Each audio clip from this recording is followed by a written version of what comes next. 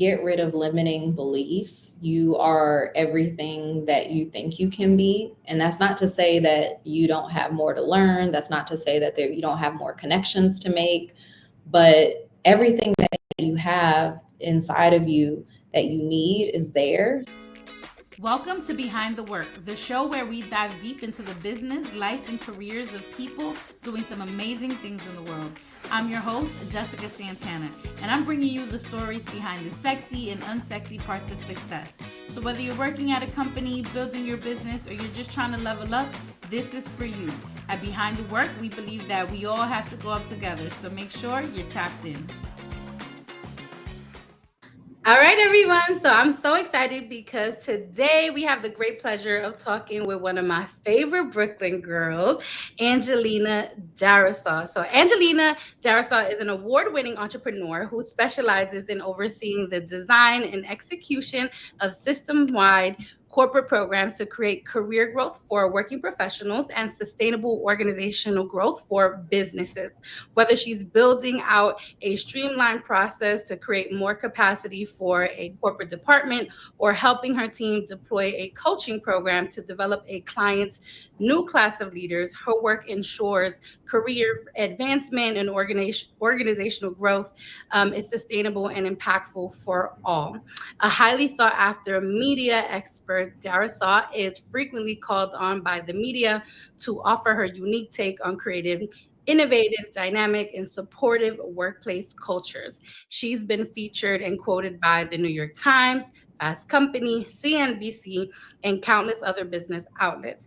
An award-winning entrepreneur, she's been named to both the Black Enterprise 40 Under 40 and Forbes Next 1000 lists in recognition for her entrepreneurial innovations, business achievements, and career-long commitment to developing leaders and organizations. So Angelina, welcome to Behind the Work. I'm so excited that you're here. Thank you. Thanks so much, Jessica. You know, I'm a huge fan.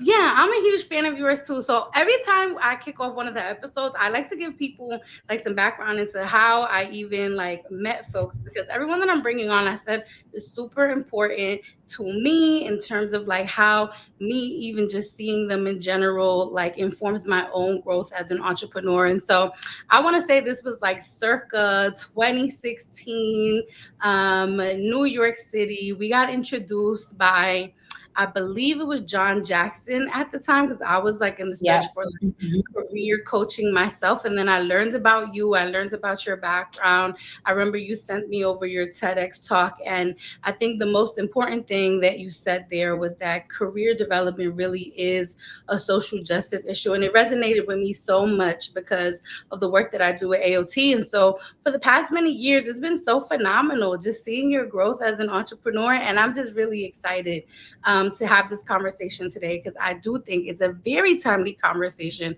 as we talk about leadership and what it looks like in our country. And so I want to And I should say, Jessica, one of the awards that I am most proud of is one of the ones that came from your organization for some of the work that I've done in this space. So I thank you so much for that. Yes, you know what? You actually were part of the inaugural class of Innovators and Disruptors. So y'all check her out. Honestly, it was probably like one of our biggest honors to honor you because you really are doing the thing for sure. All right, so obviously you and I are both from Brooklyn. I want to take you back to your childhood in BK. What was that like? What was your dreams and your aspirations? And what do you think were the moments in your development as a child that even maybe informs the work that you're doing today? Yeah. I actually wrote about growing up to apply in Brooklyn to apply for a leadership program when I was like 14. I wrote about my neighborhood and the vibrancy of it, the colorfulness of it all, in spite of other people's perceptions of it. And I think about that often. I grew up in Brooklyn, in between Bed-Stuy was my first neighborhood. I've lived in Flatbush. I lived in East Flatbush, Canarsie.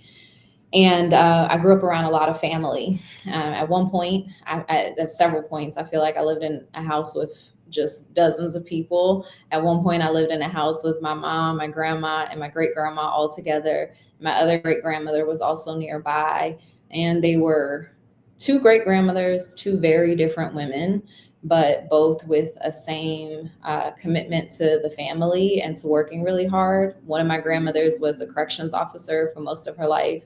My other grandmother was a nanny and a maid. And watching how they worked to provide opportunities for our family, sometimes doing work that, of course, they didn't want to do, but they knew that they had to do to provide for us, was really a part of me making sure that whatever I did, I wanted to make sure that their sacrifices wouldn't be in vain. So that's definitely core childhood memory. And blessed to have had two great grandmothers in my life. And I also knew that I wanted to, quote unquote, make it, whatever that means. I think I'm still figuring that out, but make it by creating something new, not leaning on just purely the superficial, because we know that that doesn't last, but really building a sustainable career. And I would walk around all my internships, all my experiences with notebook and a pen. I had notebooks full of notes from doing informational interviews, and my friends would joke, other people are groupies for rappers and athletes, and you're the CEO groupie. You always want to know how someone got to where they are. And I always was taking notes to try to figure out how people achieve different levels of success in their career, and rely still on many of the things I learned from doing that. Yeah. Yeah, I think one of the things that you hinted at that really stood out to me was just the importance of playing forever. So everybody that follows me on IG, at least like 2 or 3 times a year, I repost this video from Jay-Z's New York Times interview. Back in 2017, he did this interview with Dean Backway, and I think it's Dean Backway, Dean Backway, whatever. People will know what I'm talking about if they follow this interview. But he talks about the importance of, like, he's the type of person that is seeking longevity, right? Like, he's playing forever. He can look at the Mona Lisa today and be like, yo, in 15 years, this is what is going to be popping, this is what's going to be dope. And so I think what you're hinting at is like this idea of longevity, and being able to play forever. And so as you think about these experiences, you're collecting all this information from these leaders and you're learning about their careers. Ultimately, you had to take that information, right, and start making some intentional decisions about your own life and where you wanted to take it professionally. So you end up going to Davidson College, if I'm not mistaken, and then you graduated from there. You started working at some really dope brands like ESPN and Viacom. Can you tell me or tell the audience a little bit about how you got to those kinds of work cultures and workplaces, because those are really reputable brands, and maybe what you learned in those jobs that you were like, what, I think this is where I'm going to kick off my entrepreneurial journey, because I'm learning so much in these companies that I think I can actually solve a problem for them in the future. Yeah. Oh, this is taking me back. So I started interning before I even started college, first at Bloomberg, then the next summer was HBO, then it was Fisher Price, then ESPN. I went to grad school right after college, got my master's in management at Wake Forest. And when I was finishing school, I did not have a job. I came back to New York, and I was able to rely on the connections I made during my internships to help get a job, because I came back unemployed and with no place to call home. My mom said, you have to get your own apartment right away. So I had to figure it out. And I think a couple of things became very clear to me as I was building relationships and exploring those companies. Of course, again, walking around with that notebook, doing informational interviews, soaking it up, having conversations and coffee chats with as many people as I could. I would look at who was moving up quickly in the organization, who were the folks that were staying really pretty consistent in their growth. And what I ultimately learned is you don't get opportunities you don't ask for. So you have to be really vocal about what you want. You have to put it in your manager's ear that you want growth, that you want to be promoted. And every person I know essentially that I would talk to, they would say, I never got my promotions because they were offered. I had to ask for them. So I began to start to think about what are the opportunities I want to ask for, and did that a lot throughout my career, and ultimately gave me a lot of boldness in doing things, which helped me feel the confidence I needed to start a business. I also had some experiences with very difficult managers and really great ones. And both of those experiences taught me what I wanted to be in a manager versus what I didn't want to be. And also what people deserve in a manager and a leader, and how I can be a part of creating more opportunities for people to have the managers that they deserve. The last piece I would just say is I also had, because the work I was doing was in digital business development at a time where a lot of the apps that are now very much our go-to apps and very common for us were really nascent at the time. And so I had a lot of access and exposure to young startup founders. So this had me, Bed-Stuy, Brooklyn, 20 something, thinking to myself, if all these other people can do it, why can't I? Mhm. And that gave me also more boldness. Yeah. It's so I appreciate that commentary so much, because I always tell people, like, honestly, you have to feel the fear and you kind of got to do it anyway, right? And so it's like, I remember having a very similar experience where I was like 20 something years old, and you start seeing all these people announce like, oh, I'm Forbes 30 under 30, I'm starting this, I'm raising this amount of money. And I'm just like, well, why can't I do that? I think my idea is Right. better.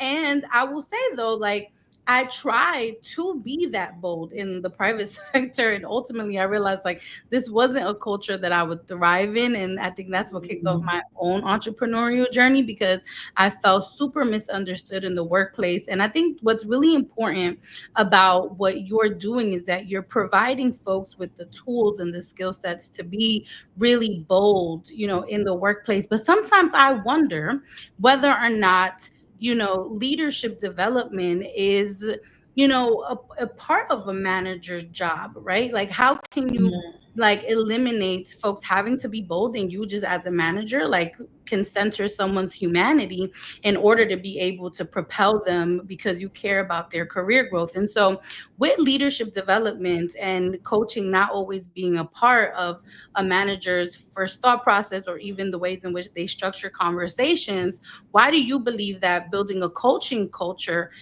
should be a fundamental part of leadership development? Yeah. Oh, so many things there. The first piece that comes to mind for me is recently I was asked about legacy that I would want to leave professionally. And part of that for me would be that you can have successful, sustainable growth as an organization while still treating people with kindness, while still caring about their development, their experiences at work. And really, that is the way to have that sustainable long-term growth. And there's countless examples of that in, even recent industry happenings. Piece I like to call out is coaching is definitely in the name of our company, but we're overall focused on organizational development, and we offer a lot of services that tie coaching into the fabric of what we do. So in traditional consulting projects, when we're building retention focused programming, like we built employee onboarding, of course, with coaching in mind and coaching philosophies at the heart of that, small business upskilling programming, and all of that, really, we center coaching philosophies at the root of it. And one of our company values is to be coachable. I think this is so important because coaching creates a self-reliance within us, within employees, that makes teams more productive, and it ultimately is what reduces turnover. And for the organizations that are coaching centric, recent studies represent that 77% of these employers are employers of choice. 70% are able to hire and promote from within. So you are getting more engaged employees. You're getting employees that are more loyal and likely to stay with you, which helps companies in so many ways, and really just increases also that internal motivation that employees have. They're more driven, they have more morale, there's just overall more excitement in doing the work for the company. So this is why it's really fundamental for managers to make sure that they're not just directing and checking off the boxes and making sure you do the work, but that they're managing from the standpoint of development and really investing in the people that they have on their teams. Yeah. All right. So for folks, so even in my own work, I always tell people that there has to be like a paradigm shift that leaders have to make in order to make informed decisions around how to build coaching habits into their cultures, and even how to work with the young people in our programs at AOT. And so for someone who is listening to this, right, who is like, oh my God, I only have 40 hours a week. Oh my God, Yes. I have to take care of compliance and governance and all this stuff. I'm just like, well, actually, like what we're asking you to do might sound very complicated, but it actually is something that you can do if you handle it with efficacy and you streamline processes to just make that an expectation and a non-negotiable in the ways in which you interact with people. And so if I'm a company or I'm an organization and I'm listening to and I'm considering, working with C-suite coach, what do you think are the things that they can be doing to integrate, coaching habits day to day so it doesn't feel so overwhelming in their operation? And then also, what are some coaching habits that you believe that all leaders at all levels need to be able to adopt in order to make sure that they are centering people's humanity in the workplace? Yeah. Well, when we think about it, one of the areas where a lot of not just managers, but people in general struggle with performance is that time management and feeling very overwhelmed by having too much on our plates. And now you add people management on top of it, and it can become even more overwhelming. And so, ways to decrease that overwhelm is really through learning how to delegate effectively. Well, you can't delegate effectively if people feel that they always have to come to you for the answers. And so the easiest place to start is really helping to empower members of your team to find their own answers. And that can be done through questions, not saving the day and jumping in with the solution, but really embodying some of those coaching habits of asking questions. Oh, you notice a problem? What approach would you take? How would you recommend us solve this? And really, what have you tried? What else haven't? What else haven't you tried? What else could you try?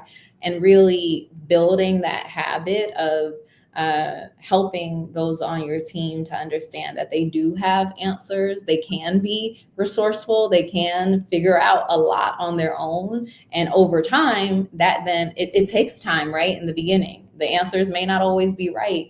But as you build that habit and you build that practice, then over time, coming to the manager for every need becomes less and less, and there's more opportunity for delegation.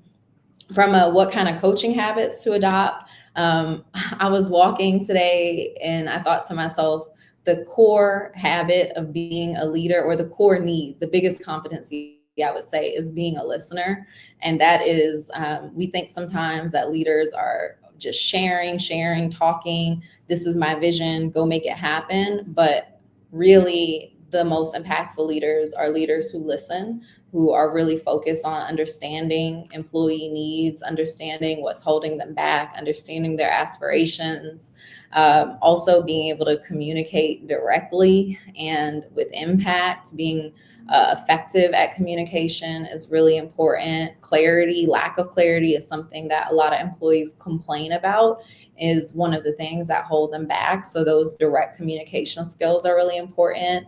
And then also just being really open to having an organizational culture of feedback. And that's across lines. I can give you feedback. We're having regular conversations around feedback. You're giving me feedback. We're identifying areas of opportunities, and we're staying open is really important for that growth.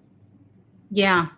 Yeah, you kind of remind me of the examples you're providing around like how to build, coaching habits for leaders. Kind of reminds me of when I was working in the private sector, and I had this manager that, regardless of whether or not I was right, her ego would oftentimes get in the way. And Mm, I used to think to myself, like, is it me or is it you?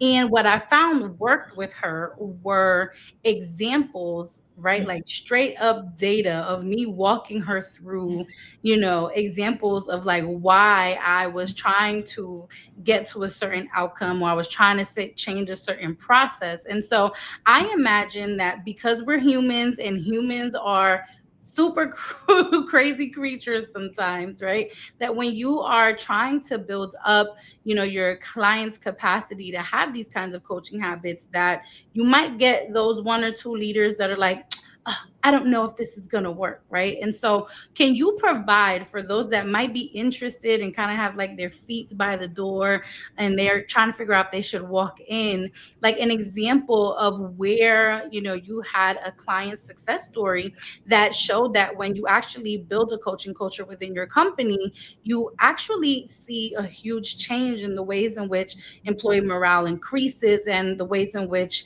maybe even employee retention increases. yeah. The first clear example for me is just thinking about my own growth as a leader.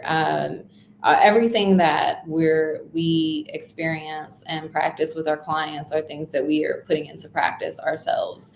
And so to go from in 2018, I was a team of two, to now we have a much larger team, both our full-time operations team and our global team of contractors. There's a lot of moving parts, and that requires, which has been sometimes challenge for me, right? I want to be go go go go go, and I'm like, we need it bigger, better, faster, like always moving forward.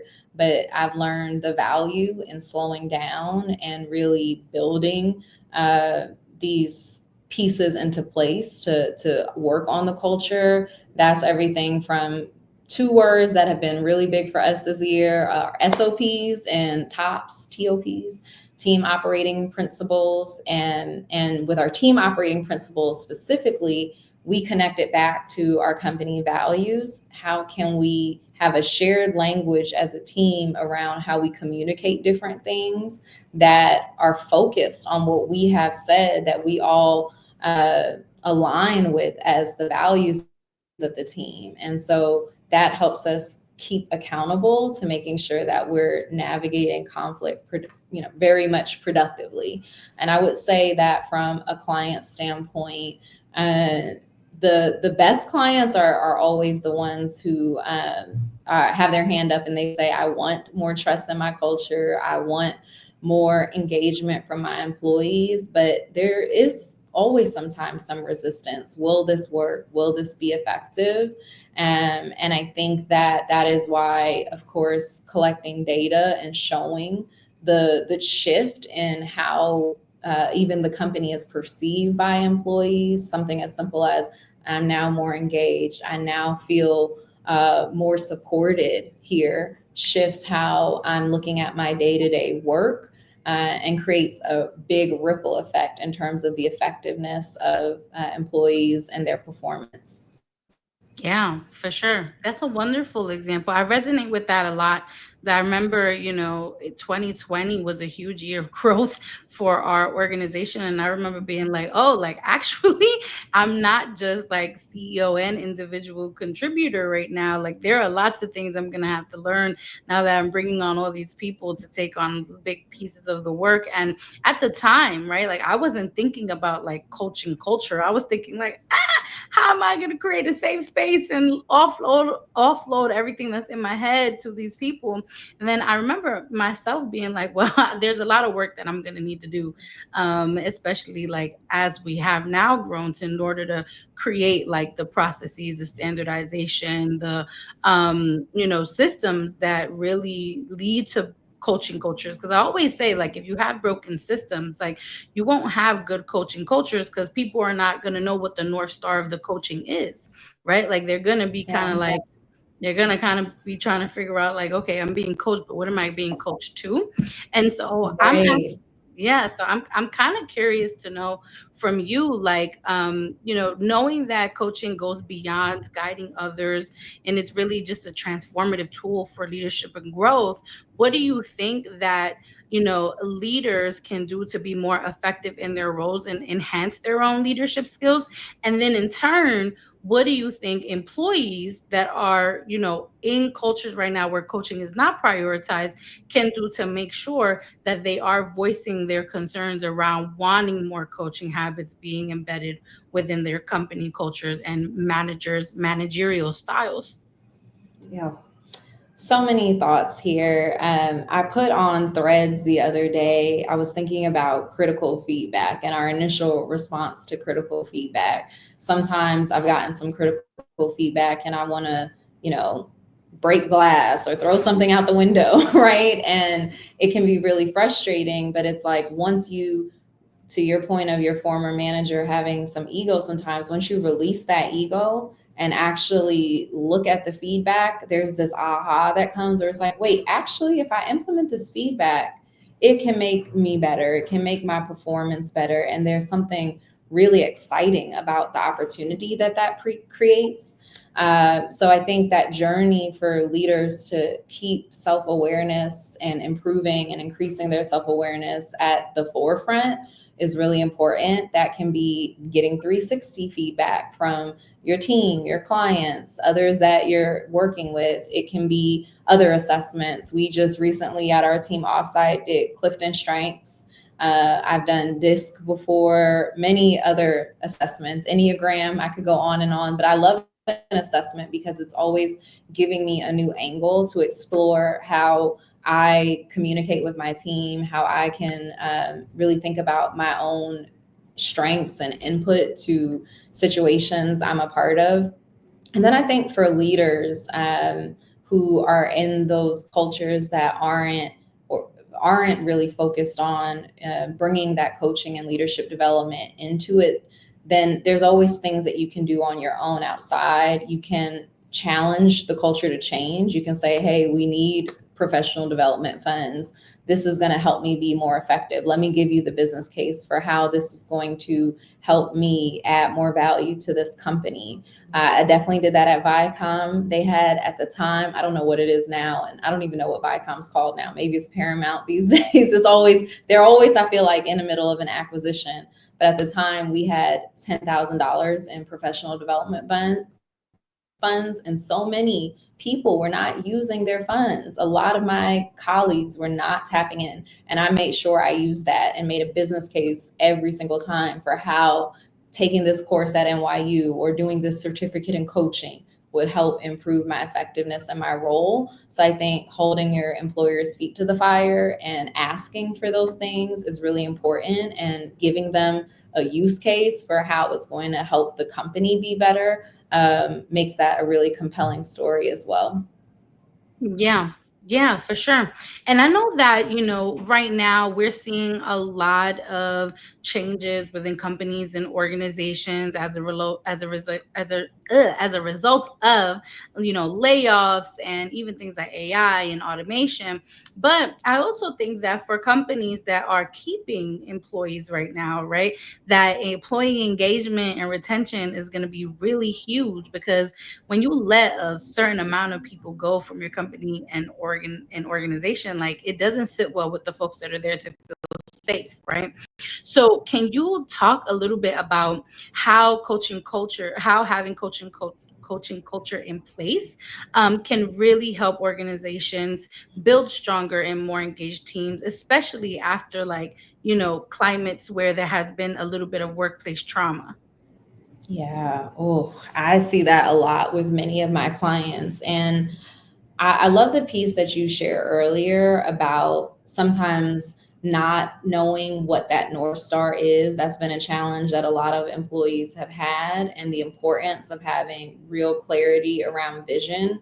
My executive coach uses this term called womb time. She'll always be like, Angelina, you need your womb time, which is working on my business time. And the womb analogy is so interesting because you think about that process of growing something in a slow space, but then being able to give birth to something new and bring new life into the world. And I think that taking time out for true planning helps with bringing those big ideas we have into this world and bringing those into fruition.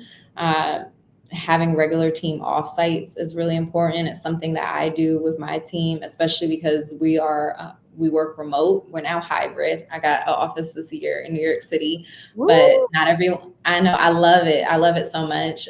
It's a very good focus space for me. But not everyone is in New York, so we still have to have our offsites, and they're a space where we can share feedback around what's working, what's not working. It gives us an opportunity to uncover things that we're missing, where there's room for innovation. And sometimes, as you get bogged down with the day to day business of things, you miss the opportunity to have those bigger picture conversations that can really create the innovation that you want to be competitive in your business. So I think that part of having a coaching culture are those daily practices, but it's also in coaching, for example, in a one-on-one coaching engagement, one of the things you might do is at the start of engagement, think about the end in mind. If we're going to coach for 3 months, what are some of the goals I want to reach by the end of this time? What do I want the shifts and how my habits are now? What do I want them to look like in 3 months from now? And I am in that same vein for a team. You also need to think about what are your overall goals and how do you carve out time to plan what those goals are. And if we're only doing things on a day-to-day basis and only focused on that and not carving out that time to plan, then we miss that opportunity for real growth. Yeah. Yeah, I actually love that, the idea of like getting alignment up front as soon as possible in order to be able to capitalize and be opportunistic about future growth. It seems really important to me. And when I think about like, the next 4 years, and what Mhm. leadership development is going to look like, obviously there's a lot of external pressures, and leadership development programs continue to evolve inside and outside of companies.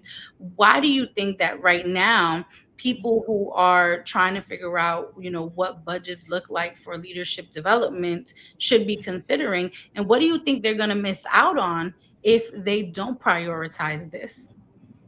Yeah, there are a lot of employees all across the country right now who are crashing out because there's so much change and it's happening so quickly. And there is similarly a lot of overwhelm of navigating this change, new leadership, new titles, new policies, new technology coming into the workplace. And there's just so much disruption happening at once.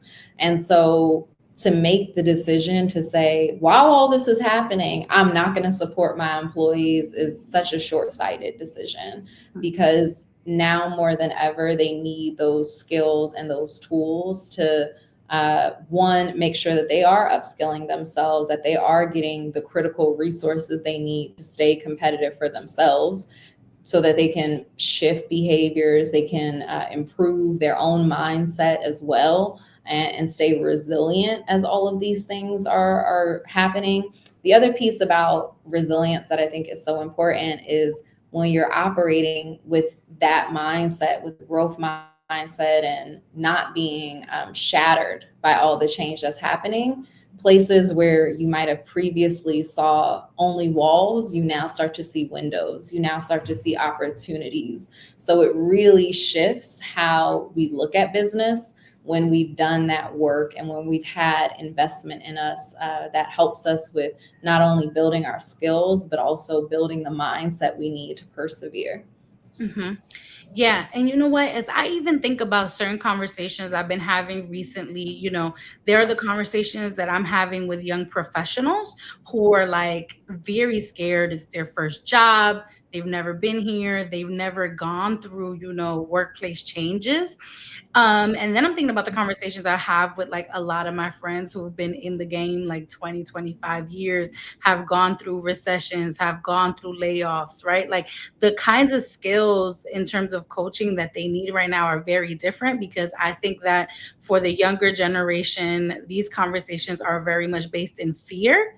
And for the older generation, sometimes I feel like the conversations got to get to a point where it's like, okay, you can't be too passive. Like, I know you've been there and I know you've done that, but like, you also have to make sure that like you keep the momentum going. And so through the spectrum, when you think about like early career professionals all the way to those that are executives in leadership, what do you think are some key skills and mindsets that every person along that journey and along that spectrum, maybe we can do early, mid, and executive level, so that we're not here forever. What do you think are like the mindsets that they'll need to develop their coaching and coachability over the next couple of years? Yes. So it starts an early career, although I do think it should continue all throughout the executive phase, is that true curiosity around how to be a student of the business, how to try to be obsessive almost with your industry, with your work, with identifying what's coming next, looking at what is important in your industry, looking at what all of the trades are saying, right? So there needs to be a true dedication to learning what's happening. And some of that can be through connection, community, those coffee chats I talked about. But some of that can also just be by the newsletters you sign up for, the social accounts that you follow, the conferences you try to attend. All of that can play a role.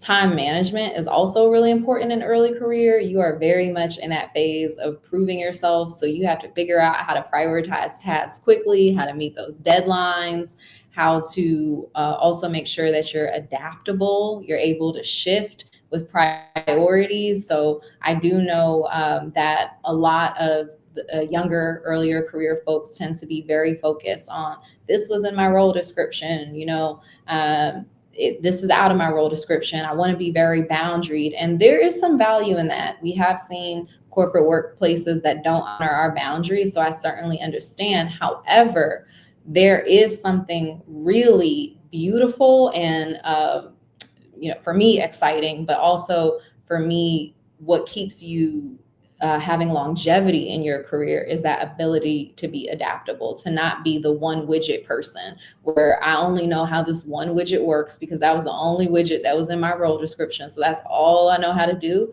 That is not going to lay off proof your career. Nothing really can in this world, but that certainly will not help. So that's what I would say early career needs to focus on. In addition to other pieces we talked about, that growth mindset, that openness for feedback. From a mid-career standpoint, I would say not getting complacent and like, oh, I've learned these skills. I know enough. Now I can turn off my hat to learning new things. No, you want to stay coachable. You want to stay open to feedback. You want to stay open to just being curious, still being a student. And then also, this is where you get the opportunities to start to flex your leadership. So there, those cultures that aren't focused on a coaching culture or aren't focused on developing employees. Well, if I'm in my mid-career, I now have more autonomy. I now have more influence to be able to say, this culture needs that. And it can start with me. I can start guiding. I can start motivating others. I can start helping them develop. There's also a need for just very quality problem solving. How do I take everything I've experienced to this point and now bring that into the work that we're doing now? Also, that networking, those connections you build. I love that you called out that we've known each other since 2016.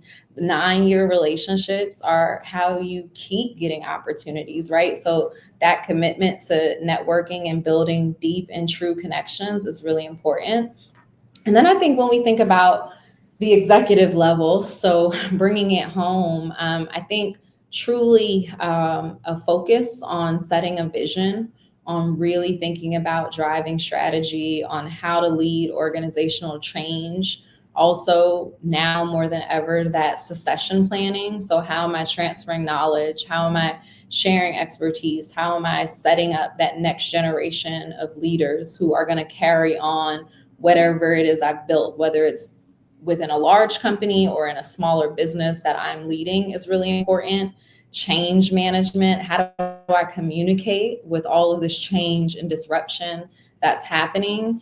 And then thinking about, again, what does that long-term success of the organization look like? How do we think about legacy building? And so this is where that emotional intelligence piece becomes really, really critical. Something that I think we're not seeing enough of right now with senior leaders and executive leaders is really ethics and decision making. I know I was in high school and I did this program called Prep for Prep, and they had us in the boondocks of New York and taking ethical leadership classes and thinking about how to make decisions that also are thinking about not just the bottom line, but the people that are impacted by the decisions we make. And so that also is something that senior leaders need to be thinking about. Yeah, yeah, for sure.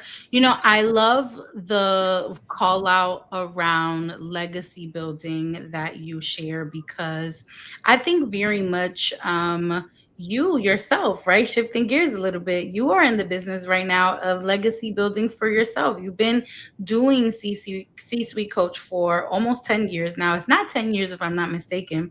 And And year 10. yeah, and when you build something for such a long time, right? You have to still love it every single day. Like I told folks that yes, I've been at AOT for 10 years and I still love it. And the moment that I don't love it, right? Like I will leave. But it's so ingrained in my own legacy and the kind of things that I want to leave behind in the world, that I often think about my next 10-year vision, right? I had a 10-year vision that got us here, and now I have a new 10-year vision that I think will get us to 20 years old. When you think about your next 10 years, like what as an executive are you looking forward to seeing come true for C-suite coach and the future of coaching across industries in America? Yeah. What I am most looking forward to with C-Suite Coach is for us to be loud about the work we do, the impact we're making, but also having a true voice in terms of innovation in our industry. I want us to be a leader in helping more companies understand that to be a competent and effective leader, you have to be centering inclusion as a part of your work. I also think that there's just so much room and opportunity for us to grow. It is a very competitive industry. I've seen that over the last 10 years, but it's also an industry with huge opportunity. Learning and development is forecasted to grow to 100 billion this year alone. Coaching is forecasted to grow to 18 billion in the next 4 years. And so I see us taking up significant space in this industry, while helping to build more effective leaders, more trusted leaders by their teams and their employees, and more trusted workplaces because of that still have a really great performance at the end of the day. And something specifically that I'm excited for us to create as I think about our loud voice in this industry is just the role that we're going to be playing in terms of how we're bringing some of the data that we're collecting to the forefront of our thought leadership, how we have an opportunity to share a lot of the case studies now that it's been 10 years of some of the work we've done in the past, and bring that more as an example of some of the ways more companies can follow suit in creating these trusted cross-generational workplaces that are focused on really having a sense of belonging for their employees. Yeah, that's beautiful. And so then when you think about your own journey as an entrepreneur, what do you think has been the biggest lesson that C-suite coach has taught you about your own leadership and the ways in which you want to make sure that coaching is something that you even prioritize for yourself? Now, Jessica, you're going to wait till the end to get to the juicy part. Because the things that I've learned through building a business have been just, they've transformed me in ways that are, I'm still learning how to articulate. I think the way I've had to open myself up to receiving feedback, the ways in which I've had to open myself up to asking for help, to slowing down when all I want to do is hit, fast forward so many times, has really changed me. I think I have had so much more empathy, having seen, especially during COVID, so many of members of my team losing family members and then still showing up and getting work done. I've been stretched in so many ways, having to make difficult decisions, thinking about changes in team, shifts in who are a part of our team, and how to make decisions for the good of not just my business, but thinking about my employees at the center of that, and how to make sure that I'm making smart decisions for them.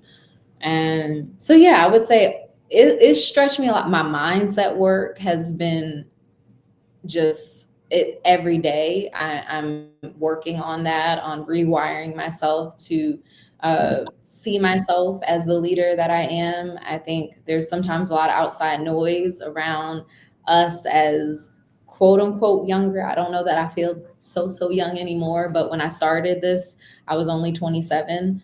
And sometimes there's a lot of outside noise around if we are qualified to lead at the level in which we do.